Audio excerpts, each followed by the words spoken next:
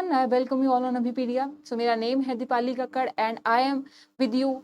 Here I am bringing in another session important for the Punjab government exam. ठीक है, तो ਜਿਹੜੇ ਵੀ exam अपने ਹੋਣ ਵਾਲੇ ਨੇ PSSB ਦੇ एग्जाम ਉਹਨਾਂ ਸਭ ਦੇ ਲਈ ਇੱਕ ਬਹੁਤ ਹੀ ਇੰਪੋਰਟੈਂਟ ਟੌਪਿਕ ਰਹਿੰਦਾ ਹੈ ਜੋ ਕਿ ਹੈ ਇੰਪੋਰਟੈਂਟ ਰਿਪੋਰਟਸ। ਠੀਕ ਹੈ, तो ਅੱਜ ਦੇ ਸੈਸ਼ਨ ਦੇ ਵਿੱਚ ਅਸੀਂ ਉਹਨਾਂ ਹੀ ਇੰਪੋਰਟੈਂਟ ਰਿਪੋਰਟਸ ਨੂੰ ਡਿਸਕਸ ਕਰਨ ਵਾਲੇ ਆ। ਐਂਡ ਅਗਰ ਤੁਸੀਂ ਐਗਜ਼ਾਮਸ ਨੂੰ ਲੈ ਕੇ ਅਪਡੇਟਡ ਰਹਿਣਾ ਚਾਹੁੰਦੇ ਹੋ ਤਾਂ ਅਭੀਪੀਡੀਆ ਦਾ ਚੈਨਲ ਜ਼ਰੂਰ ਸਬਸਕ੍ਰਾਈਬ ਕਰ ਲਓ। ਉਹਦੇ ਨਾਲ ਨਾ WhatsApp ਗਰੁੱਪ ਦਾ ਤੁਹਾਨੂੰ ਲਿੰਕ ਜੋ ਹੈ ਡਿਸਕ੍ਰਿਪਸ਼ਨ 'ਚ ਮਿਲ ਜਾਏਗਾ, ਉਹਦੇ ਨਾਲ ਵੀ ਤੁਸੀਂ ਸਾਡੇ ਨਾਲ जुड़ सकते हो, राइट। एंड उसके नाल मैं तो एक और चीज़ बहुत ही इंपॉर्टेंट आपको बताना चाहूँगी कि अभीपीडिया आपके लिए वन सोल्यूशन लेके आया, all in one solution for all your Punjab allied exams.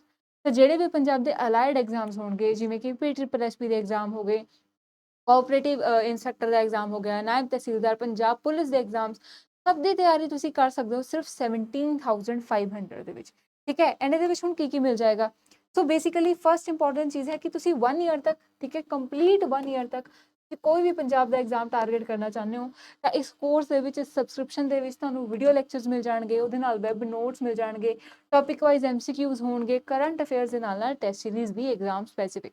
So this would be very helpful ਅਗਰ ਤੁਸੀਂ ਆਉਣ ਵਾਲੇ ਟਾਈਮ ਦੇ ਵਿੱਚ ਪੰਜਾਬ ਦੇ ਐਗਜ਼ਾਮ ਦੀ ਤਿਆਰੀ ਕਰਨਾ ਚਾਹੁੰਦੇ ਹੋ। ਠੀਕ ਹੈ ਜੀ, तो चलो ਹੁਣ ਆਪਾਂ ਸ਼ੁਰੂ ਕਰਦੇ ਹਾਂ ਆਪਣਾ ਅੱਜ ਦਾ ਸੈਸ਼ਨ, ਬਿਕੋਜ਼ ਜੋ ਵੀ ਇੰਪੋਰਟੈਂਟ ਰਿਪੋਰਟਸ ਨੇ ਆਪਾਂ ਨੇ ਉਹਨਾਂ ਨੂੰ ਯਾਦ ਕਰਨਾ ਹੈ। ਠੀਕ ਹੈ, ਐਂਡ ਇੱਕ ਸਿੰਪਲ ਜਿਹੀ ਟ੍ਰਿਕ ਹੈ, ਵਟ ਯੂ ਕੈਨ ਡੂ ਇਜ਼ ਆਪਣੇ ਨਾਲ ਨੋਟਸ ਬਣਾ ਲਓ। ਠੀਕ ਹੈ, ਨੋਟਸ ਬਣਾਉਣ ਨਾਲ ਰਿਵੀਜ਼ਨ ਜੋ ਹੈ ਈਜ਼ੀ ਹੋ ਜਾਂਦੀ ਹੈ।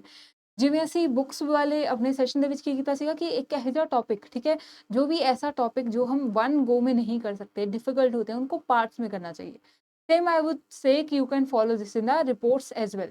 इसको भी आप पार्ट्स में रिवाइज कीजिए, एक दिन में 10 रिवाइज कीजिए। ठीक है, so it would be very helpful. आपको भी लगेगा कि हाँ इतना सस्टेनेबल है, इतना मैं इजीली रिवाइज कर सकता हूँ, याद रख सकता हूँ, वो 10 अच्छे से हो जाएगी, फिर नेक्स्ट चलेगी। ठीक है जी, तो चलिए सेशन को शुरू करते हैं। फर्स्ट क्वेश्चन देखिए, who has released the report 2023 trade finance gaps growth and job सर्वे।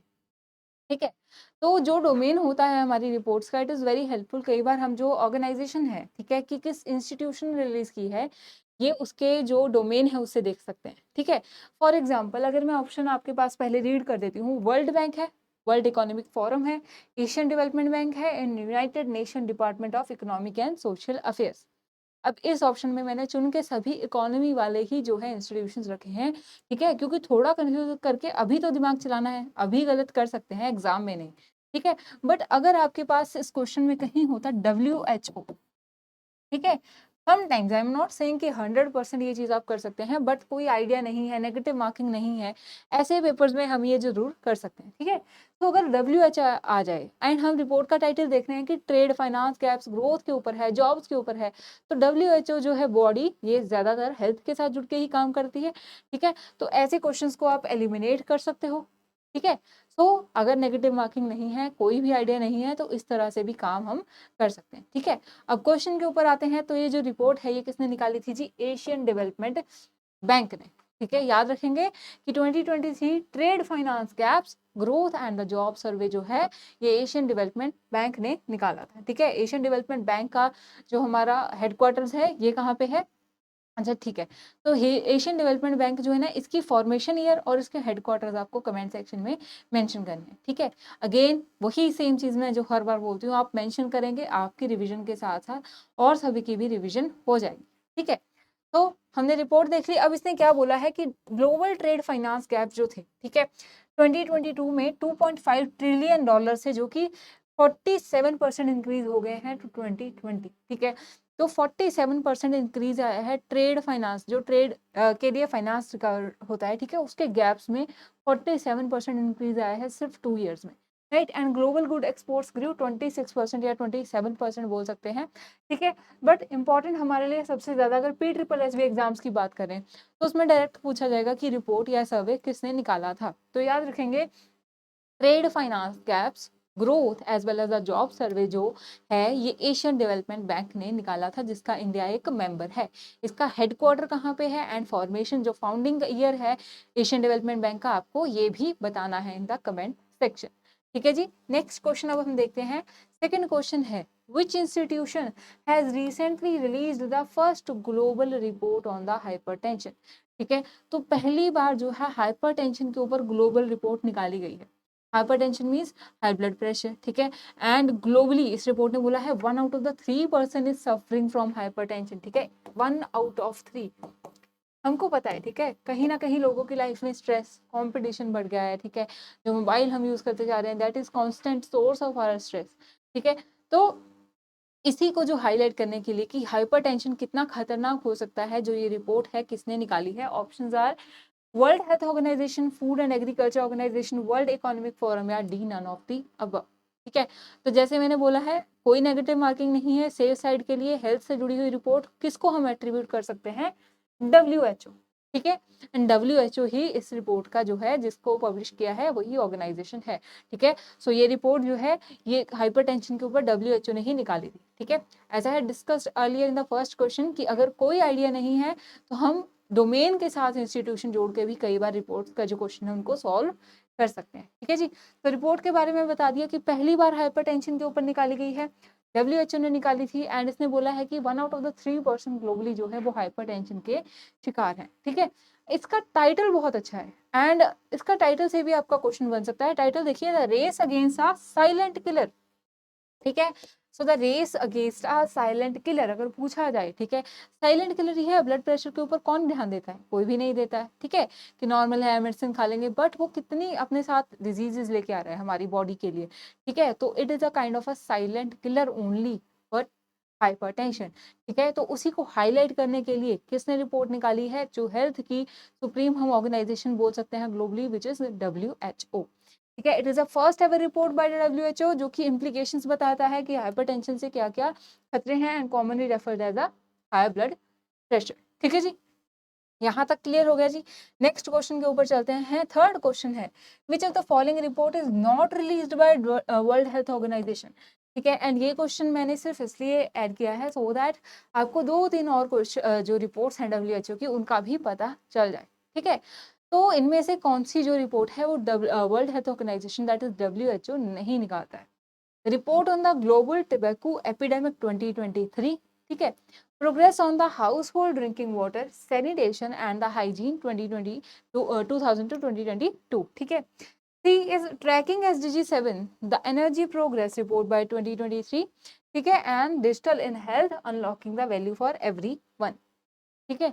तो ये क्वेश्चन ऐसा है जिसमें मैं बोलूंगी कि जो हमने अभी ट्रिक देखी है डोमेन उसके साथ ऑर्गेनाइजेशन नहीं लगेगी, ठीक है। तो इसकी भी एक एग्जांपल है कि ऐसा नहीं है कि बोल दिया मैम ने तो हाँ हर एक क्वेश्चन में हम लगा देंगे, ऐसा नहीं होता है, ठीक है। इसीलिए हमें चीजें पढ़नी भी है। तुक्के से सारे अगर सबको जॉब मिल जाएगी तो फिर क्या ही फायदा है एग्जाम्स का, राइट। तो इसीलिए हम पढ़ रहे हैं। तो इनमें से कौन सी जो है रिपोर्ट WHO नहीं निकालता है, and I think most of you will thought कि 7 है ना, कि जो C that is tracking SDGs, but accurately जो नहीं निकालता है वो है D digital in health unlocking value for everyone. That means पहली तीनों ही रिपोर्ट जो है ये WHO निकालता है, ठीक है। एंड जो C रिपोर्ट है ये भी WHO ही निकालता है अलॉन्ग विद अदर ऑर्गेनाइजेशंस, ठीक है। तो जो फोर्थ रिपोर्ट है अब ये कौन निकालता है, ये रिलीज करता है जी वर्ल्ड बैंक, ठीक है। वर्ल्ड बैंक जो है उसने रिलीज की थी recently digital in health unlocking the value for everyone, ठीक है। तो इसमें अगर हम देखें थीम क्यों ये चुना गया, ठीक है, तो एक बहुत ही इंपॉर्टेंट जो फाइंडिंग है वो ये है कि वर्ल्ड बैंक जो है इंडिया में जो आंगनवाड़ी वर्कर्स हैं उनको डिजिटलाइज करने के लिए 40% तक के जो फंड्स हैं वो देता है, ठीक है। एंड आंगनवाड़ी वर्कर्स क्या करेंगे, जो सबसे लो लेवल पे लोग रह रहे हैं, ठीक है, जो हमारे इनकम स्टेटा के सबसे लो लेवल पे हम लोग बोल सकते हैं, सोसाइटी के स्टेटस के हिसाब से रह रहे हैं, राइट। तो उनको क्या है health access at early age देने के लिए आंगनवाड़ी वर्कर्स बहुत इंपॉर्टेंट रोल निभाते हैं, ठीक है। तो ये क्या हुआ डिजिटल इन हेल्थ, तो वर्ल्ड बैंक ने किस चीज में काम किया है इंडिया में, डिजिटलाइजेशन ऑफ हेल्थ। हेल्थ किस सेक्टर में थे, आंगनवाड़ी सेक्टर में थी, ठीक है। So that unlocking the value for everyone, मतलब कि हर एक तक जो है हेल्थ सर्विसेज है इसका बेनिफिट पहुंचे, ठीक है। तो अभी हमने रिपोर्ट लिंक कर ली कि कैसे, तो याद रखेंगे डिजिटल इन हेल्थ क्यों है, क्योंकि डिजिटलाइजेशन के लिए फंड जो दिए हैं वो वर्ल्ड बैंक ने दिए हैं, किसके डिजिटाइजेशन के लिए, इंडिया में आंगनवाड़ी की, आंगनवाड़ी वर्कर के काम के लिए, ठीक है। तो ये जो रिपोर्ट है ये भी वर्ल्ड बैंक ने ही निकाली थी। अब बोला जा रहा है कि health system world wide use less than 5% of available health data to improve patient outcomes, ठीक है, कि पुराना डाटा देख के अगर हेल्थ इंप्रूव करनी हो पेशेंट्स की तो उसको सिर्फ 5% तक यूज किया जा रहा है, इवन 5% भी नहीं, फिर वो डाटा कलेक्ट ही क्यों कर रहे हैं, है ना। उसके साथ साथ इन्वेस्टमेंट वर्ल्ड बैंक ने डिजिटल हेल्थ में ठीक है 4 बिलियन तक जो है इसमें इन्वेस्टमेंट की है, क्योंकि हर एक चीज अगर डिजिटलाइजेशन हो रही है तो जो हमारी हेल्थ का एस्पेक्ट है कहीं ना कहीं वो भी डिजिटलाइज हो रहा है। टेलीमेडिसिन है, राइट, मतलब हम ई कॉन्फ्रेंसिंग के थ्रू जो है अपने डॉक्टर्स के कंसल्ट कर लेते हैं, तो उसमें भी कहीं ना कहीं फंडिंग करने की रिक्वायरमेंट है। एंड उस फंडिंग के कारण ही डिजिटल का जो एस्पेक्ट है उसके साथ वर्ल्ड बैंक जुड़ जाता है। अब याद रहेगा हमने रिपोर्ट को अच्छे से लिंक कर लिया है हमारी जो है ऑर्गेनाइजेशन के साथ। क्लियर है जी। नेक्स्ट देखिए हमारा क्वेश्चन नंबर 4 है कि global trends in the child monetary poverty according to the international poverty lines is released by world bank and, ठीक है, तो रिपोर्ट क्या है, चाइल्ड मॉनेटरी पॉवर्टी। तो रिपोर्ट में एक बहुत ही शॉकिंग रिवेलेशन आई थी, ठीक है, तो क्या बोला गया है कि जो चिल्ड्रन है ना वो अडोलेसेंट या फिर बड़े लोगों से इनको ज्यादा डेंजर रहता है, अगर वो पॉवर्टी में है तो वो ज्यादा सफर करते हैं। And we all know why, because child है उनको पता नहीं है पैसे कहाँ से आएंगे, आएंगे तो खाना कैसे है, राइट। सो जो चाइल्ड हैं they are the most suffering class, जो हम बोल सकते हैं कैटेगरी बोल सकते हैं पॉवर्टी के कारण, ठीक है। तो इसी रिपोर्ट ने हाईलाइट ये पॉइंट किया है। अब ये रिपोर्ट एक तो निकाली है वर्ल्ड बैंक ने और दूसरी ऑर्गेनाइजेशन कौन है, ठीक है, यूएन इकोसॉक दैट इज यूनाइटेड नेशन की Economic and Social Council, IMF International Monetary Fund, ADB Asian Development Bank and D that is UNICEF, ठीक है। तो इनमें से कौन सी ऑर्गेनाइजेशन है जिसने वर्ल्ड बैंक के साथ जुड़ के इंटरनेशनल पॉवर्टी लाइंस को हाईलाइट करते हुए global trends in child monetary poverty निकाला है, ठीक है। तो इसको हम याद रखेंगे, एक तो हो गया हमारा वर्ल्ड बैंक जो कि पॉवर्टी लाइंस को भी डिफाइन करता है, दूसरा होगा यूनिसेफ, ठीक है। ये इंपॉर्टेंट रिपोर्ट है, याद रखना है कि वर्ल्ड बैंक के साथ साथ यूनिसेफ ने मिलकर जो ये रिपोर्ट है ये निकाली है, ठीक है। एंड इसके जो 3 इंटरनेशनल इंपॉर्टेंट पॉवर्टी लाइंस का डाटा है अगर आप वो भी देखना चाहें तो, ठीक है, तो एक्सट्रीम जो पॉवर्टी लाइंस है उसको कैसे डिस्क्राइब करते हैं, अगर कोई पर्सन, ठीक है, जो है $6.85 से भी कम कमा रहा है, ठीक है, तो वो किस में आएंगे, अपर मिडिल इनकम। उसके बाद अगर वो $3.65 से भी कम कमा रहा है तो वो किस में आ गया, लोअर मिडिल इनकम में। अगर 2.15 से भी कम जो है अर्निंग है तो वो क्या हो गया, एक्सट्रीम पॉवर्टी, ठीक है। तो इसी इंटरनेशनल लाइंस के अंदर जो है देन आगे आगे जो है चाइल्ड्स को क्लासिफाई किया गया है कि कितने में कि किस कैटेगरी में कितने जो है चाइल्ड है वो लाई करते हैं, ठीक है। वो कहीं ना कहीं हमारे एग्जाम के लिए इंपॉर्टेंट नहीं है, बट रिपोर्ट किसने निकाली है एंड रिपोर्ट का टाइटल क्या है, तो इंटरनेशनल जो मॉनेटरी पॉवर्टी लाइंस है वो कौन देता है हमें, वर्ल्ड बैंक। तो वर्ल्ड बैंक के साथ यूनिसेफ ने जो मिलके है चाइल्ड मॉनेटरी पॉवर्टी को हाईलाइट करने के लिए रिपोर्ट निकाली थी, ठीक है। एंड आई होप आपको भी ये अच्छे से अब याद हो गया होगा, ठीक है जी। नेक्स्ट चलते हैं अब हम, नेक्स्ट रिपोर्ट है what is the theme of the India ageing report 2023, ठीक है। इस रिपोर्ट की एक चीज मैं हाईलाइट कर दूं, ये सिर्फ इंडिया स्पेसिफिक रिपोर्ट नहीं है, ठीक है। तो इसका पहले सबसे हमें क्या देखना है, थीम या टाइटल बोल सकते हैं, strengthening geriatric care and the health insurance coverage, enhancing the digital literacy and empowerment of the older person, promoting the intergenerational solidarity and the social inclusion and caring for our elders, institutional responses, ठीक है। तो इनमें से कौन सा theme है इसको हम याद रखेंगे कि caring for our elders, institutional responses, ठीक है। तो ये रिपोर्ट क्यों, हमने काफी देर से चर्चा में सुना कि इंडिया की डेमोग्राफी डिविडेंड जो है उसका हमें बेनिफिट मिलेगा। अब जो हमारा डेमोग्राफी डिविडेंड है वो क्या है, हमारा यूथफुल जो हमारी पॉपुलेशन है वो आफ्टर अ सम टाइम यही पॉपुलेशन क्या होने वाली है, एज्ड हो जाएगी। एंड कहीं ना कहीं जो फैमिली सिस्टम है इंडिया में वी कैन से कि वो कम होता जा रहा है, तो किसकी रिक्वायरमेंट आएगी, इंस्टीट्यूशनल रिस्पॉन्सेज की, हेल्थ केयर सेक्टर की, हॉस्पिटल्स की, केयर गिविंग होम्स की, ठीक है। तो ये थीम को हम इससे याद रख सकते हैं कि जैसे जैसे हमारी ओल्ड एज पॉपुलेशन बढ़ेगी इंडिया में किस चीज की जरूरत होगी, इंडिया को जरूरत होगी कि वो अपना एल्डर्स को स्ट्रेंथन करने के लिए उनकी हेल्थ के लिए इंस्टीट्यूशनल रिस्पॉन्सेज को जो है बढ़ाए, ठीक है। तो ये जो इंपॉर्टेंट थीम है इस तरह से हमें बहुत ही इजीली जो है याद रहेगा, ठीक है। अब ये रिपोर्ट निकाली किसने थी, तो international institute for the population sciences and United nation population fund के द्वारा जो ये रिपोर्ट है वो निकाली गई, ठीक है। अगर ग्लोबली बात करें तो 1.1 बिलियन दैट इज अप्रोक्सीमेटली 14% जो ग्लोबल पॉपुलेशन है वो एज्ड है, मतलब 60 ईयर्स एंड अबव है, ठीक है। And number of older person in the world is likely to double, ठीक है। अगर अभी 14% है तो ये कितने तक जा सकते हैं, 22%, कब तक, 2050 तक। अगर ग्लोबली ये पॉपुलेशन बढ़ रही है, इंडिया में भी बढ़ रही है, तो क्या है, हमें इंस्टीट्यूशनल रिस्पॉन्सेज चाहिए उनकी केयर के लिए, ठीक है, थीम याद हो गया, किसने निकाली थी ये बताइए, तो international institute for the population sciences and United nation population fund, ठीक है। एंड इंपॉर्टेंट चीज है, करंटली 14% जो ग्लोबल पॉपुलेशन है वो 60 से अबव है, ठीक है। नेक्स्ट क्वेश्चन देखिए अब, according to the Indian ageing report, ठीक है, तो इसी रिपोर्ट से आगे जो है क्वेश्चन है कि इंडिया एजिंग रिपोर्ट के हिसाब से what is the projected percentage of the India's population that will be elderly by 2050, ठीक है। एल्डरली का क्या मतलब हम ले सकते हैं, मतलब जो 60 से अबव है, ठीक है। तो पूछा गया है कि 2050 तक कितनी एक्सपेक्टेशन है कि जो पॉपुलेशन है वो एल्डरली हो जाएगी, 10%, 15%, 20% या 25%, ठीक है। तो इंडिया जो ग्लोबल पॉपुलेशन का मेजर हम बोल सकते हैं कि पार्ट बनती है, तो इसकी एवरेज भी उतनी ही हम रख सकते हैं फॉर अ सेफर साइड, ठीक है। एंड करेक्ट आंसर भी यही बनता है कि सी 20% एक्सपेक्टेड है कि 20% that is 1/5 population will be aged around 2050। Globally कितनी बोली गई थी, 22%। ग्लोबली जो है करंटली 60% से ऊपर कितने हैं, 60 से ऊपर कितने हैं, 14%, ठीक है। 2050 तक कितने हो जाएंगे, 22%।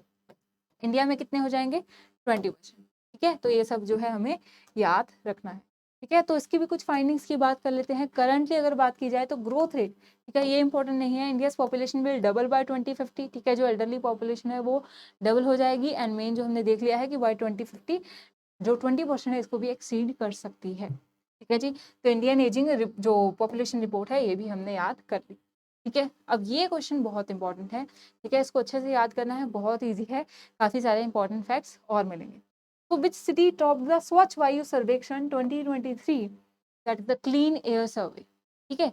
तो नेशनल क्लीन एयर प्रोग्राम के अंदर जो है, ठीक है, स्वच्छ वायु सर्वेक्षण जो है अभी ये भी कंडक्ट किया जाता है और देखा जाता है कि अगर, ठीक है, एयर वाइज देखा जाए तो कौन सी सिटी क्लीनर है, ठीक है।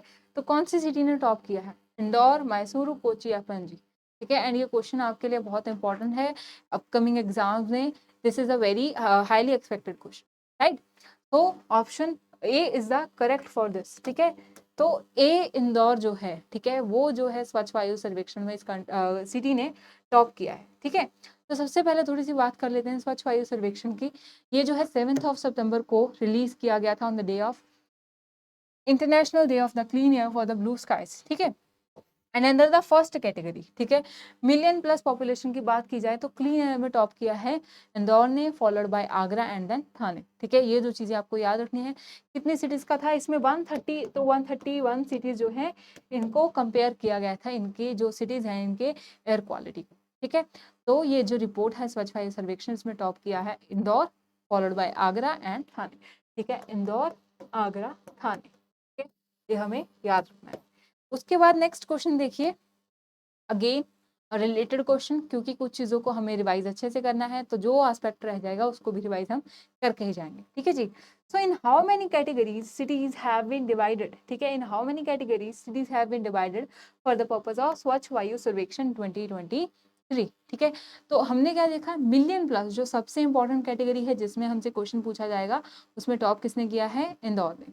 तो टोटल कितनी कैटेगरीज में जो 130 सिटीज हैं उनको डिवाइड करके जो स्वच्छ वायु सर्वेक्षण है वो कंडक्ट किया गया था। A2 categories, B3 category, C4 या D none of the above, ठीक है। तो 1 से ज्यादा है हमें पता चल चुका है, ठीक है। तो हमें इसका सही आंसर बताना है कि कितनी कैटेगरीज में है, आंसर वुड बी 3 कैटेगरीज, ठीक है। 3 कैटेगरीज में जो सिटीज हैं इनको डिवाइड किया गया, ठीक है जी। तो initiative to rank the cities on the basis of air quality and implementation जो है वो हमने किया है कि नेशनल क्लीन एयर प्रोग्राम के अंदर 130 और 131 सिटीज के ऊपर किया गया है। एंड इसमें 8 जो है इंडेक्स के मेन पैरामीटर्स थे, ठीक है। इसके मेन 8 पैरामीटर्स जो है, ठीक है, जैसे कि PMI हो गया, व्हीकल इमिशंस हो गया, ऐसे करके 8 पैरामीटर्स को क्या है स्टडी किया गया था। अब 3 कैटेगरीज की भी बात कर लेते हैं। तो category 1 population more than 10 lakh और 1 million plus, category 2 3 to 10 lakh के बीच में जो जिन सिटीज में पॉपुलेशन है, and category 3 would be population less than the 3 lakh, ठीक है। तो कैटेगरी 1 में टॉप किसने किया है, Indore, followed by Agra and then Thane, ठीक है। एंड कैटेगरी 2 एंड 3 में टॉप किसने किया है, ये आपको अगेन कमेंट सेक्शन में बताना है, ठीक है। ट्राई करते रहिए, ऐसा नहीं है कि हम आपको बता नहीं सकते हैं, ठीक है, हम ये सारी चीज़ें कर चुके हैं। बट कहीं न कहीं क्या होता है कि आजकल स्टूडेंट जो है सिर्फ वीडियोज़ देख के उसमें से फटाफट कर लेते हैं। अगर आप अपना नॉलेज अप्लाई नहीं कर रहे हो, क्यूरियोसिटी अपने माइंड की किल कर रहे हो ना, तो ये हमारे लिए अच्छी नहीं है। तो अपनी क्यूरियोसिटी है जो थोड़ा-सा उसको भी बना के रखिए, ठीक है? तो इसीलिए आपको क्वेश्चन दिए जाते हैं। जैसे मैंने आपसे एशियन डेवलपमेंट बैंक का पूछा था, हेडक्वार्टर्स, फाउंडिंग ईयर, राइट? उसी के साथ-साथ अभी कैटेगरी 2, 3 जो स्वच्छ वायु सर्वेक्षण है, इसको थोड़ा-सा और रीड करिए। इम्पोर्टेंट है ये आपके लिए, इसीलिए आपको जो है ये बताया जा रहा है कि थोड़ा-सा और रीड करिए सो दैट हम उसको और अच्छे से रिवाइज़ कर पाएँ। ठीक है जी? नेक्स्ट अब हम क्वेश्चन देखते हैं, 9th है, what is the rank of India in the global innovation index 2023? Again a very important question, ठीक है? तो किसने निकाला है ये रैंक, ये भी हम अभी डिस्कस कर लेंगे। इंडिया का रैंक कौन सा आया है, ये भी इंपॉर्टेंट है। तो ऑप्शंस आ रहे, ए 38, बी 39, सी 40 या डी 41, ठीक है? तो रिसेंटली जो ग्लोबल इनोवेशन इंडेक्स आया है जिसमें इंडिया का रैंक जो है काफी अच्छा है, हम बोल सकते हैं 40, 40 रैंक आया था। टॉप किसने किया था, स्विट्जरलैंड ने, ठीक है? तो इस रैंकिंग में टॉप किया था स्विट्जरलैंड ने, देन स्वीडन एंड यूएसए।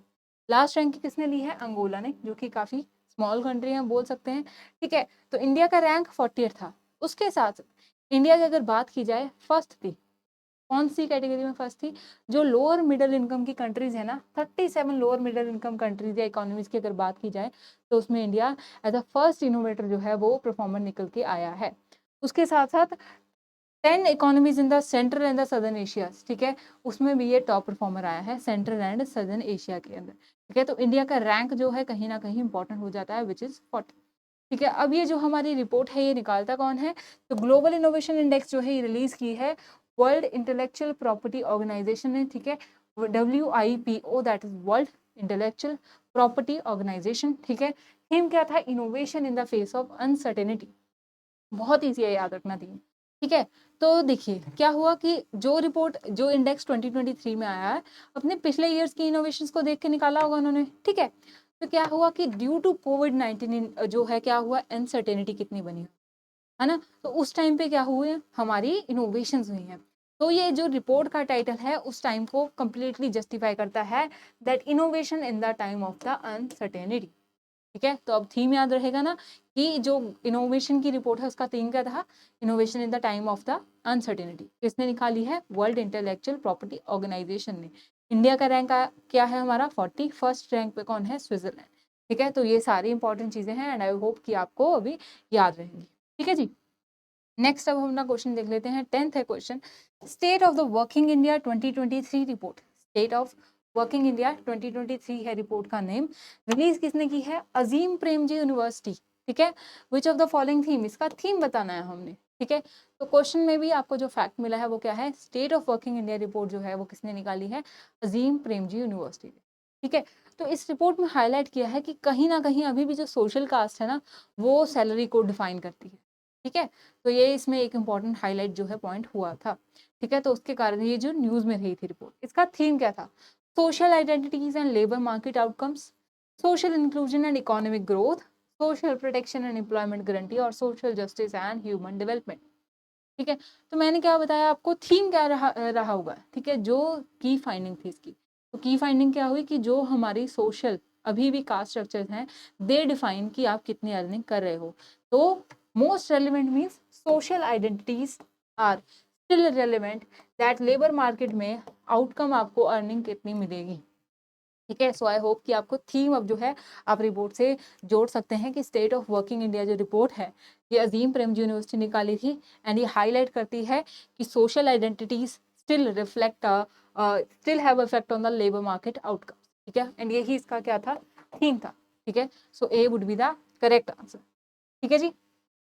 सो इसको थोड़ा सा देख लेते हैं, थीम हमने देख लिया है, इसमें बात की गई है कि शेयर ऑफ वर्कर जो है वो कहीं ना कहीं बढ़ रहा है, बट उनकी जो इनकम है उसमें अभी भी फर्क है, ठीक है? इंपॉर्टेंट जैसे SC ST वुमेन, ठीक है, earn 54% of the upper caste women's pay. अगर अपर कास्ट किसी वुमेन को 100 रुपीज मिले तो SC ST को सिर्फ 54 मिलेगी, ठीक है? एंड कहीं ना कहीं इसमें हम एक फैक्टर जो है वो भी ये भी देख सकते हैं कि एजुकेशन जैसे अब एसेसिबल है, ठीक है, कहीं ना कहीं 10-20 ईयर्स पहले ऐसे एसेसिबल नहीं थी, तो उसके कारण भी जो जनरेशन जो लेबर मार्केट आउटकम्स हैं उसमें डिफरेंसेस जो है एग्जिस्ट करते हैं, ठीक है? तो ये रिपोर्ट याद रखनी है, इसका थीम भी याद रखना है, हमने इसको अच्छे से कंटेक्चुअली भी जो है रिवाइज कर लिया है, right? So this is it for today. I hope you get whatever we wanted to revise. हम जो भी आपके साथ रिवाइज करना चाहते थे, जो आपके एग्जाम के लिए रेलेवेंट थे, आपने उसको अच्छे से समझा है, इसको नोट डाउन किया है, एंड आपको सेशन भी अच्छा लगा है। एंड अगर अच्छा लगा है तो इसको लाइक एंड शेयर कीजिए, एंड विकिपीडिया के साथ बने रहिए आने वाले अपने सभी एग्जाम्स की प्रिपरेशन।